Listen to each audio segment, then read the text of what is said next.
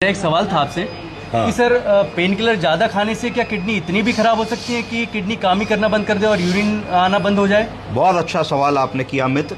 हम एक case discuss करेंगे।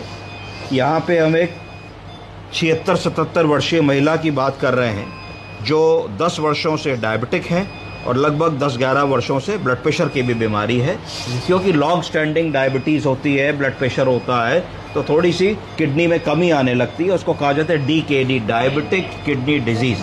क्यों ऐसा होता है? क्योंकि डायबिटीज़ अधिकतर लोगों की बहुत ही अच्छी कंट्रोल नहीं होती, उसमें उतार और चढ़ाव आता रहता है। दिन में कई घंटे बढ़िया कंट्रोल है, कभी थोड़ा सा चाय में चीनी पी ली, मीठा फल खा लिया, मिठाई खा लिया, आलू खा लिया, चावल खा लिया तो बढ़ गई।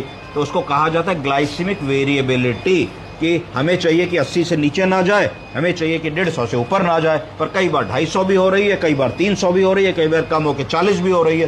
तो जब बहुत कम या बहुत ज़्यादा होती है तो किडनी पे नेगेटिव इफेक्ट आता है। किडनी के सेल्स डैमेज होने लगते हैं, जिनको बॉमेंस कैप्सूल कहते हैं, और धीरे धीरे साल दर साल हमारे यूरिया क्रिएटिनिन बढ़ने लगता है। उस बीमारी को कहा जाता है क्रोनिक किडनी डिजीज। क्या कहते हैं? Chronic kidney disease. क्योंकि डायबिटीज के अंडरलाइंग कॉज है तो कहा जाएगा डायबिटिक किडनी डिजीज। क्या कहा जाएगा? Kidney disease.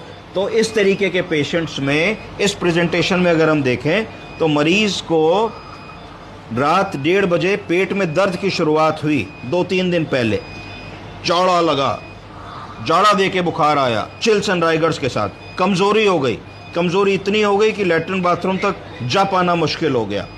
फिर एक और एपिसोड आया जिसमें extreme fever with chills and rigors के साथ आया। लोकल दवा ली, ट्रेमाडोल ली, पैरासीटामोल दी, ये सारी चीज़ें दी, आराम नहीं हुआ। लोकल डॉक्टर के पास गए, आराम नहीं हुआ। उसके बाद फिर लूज मोशंस के एपिसोड रिपीट हो गए।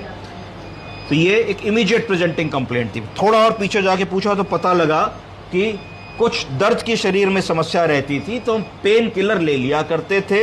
हम लोगों ने रिसेंटली दवा की दुकान से non steroid anti inflammatory drugs, जिसको NSAIDs कहते हैं, साधारण भाषा में लोग पेन किलर्स कहते हैं, तो वो लेकर के हमने खाए। बहुत सारे ऐसे पेन किलर्स होते हैं जो किडनी फ्रेंडली नहीं होते हैं, तो संभवतः इन्होंने वैसी दवाएं खाई जो किडनी फ्रेंडली नहीं थी, 10 दिन लगातार खाई। तो 10 दिन लगातार खाने से क्या नोटिस किया कि धीरे धीरे नोटिस किया कि चेहरे पे सूजन आ रही थी, पैरों में सूजन आ रही थी, फेशियल पफिनेस थी। तो ये सारी चीज़ें नोटिस की।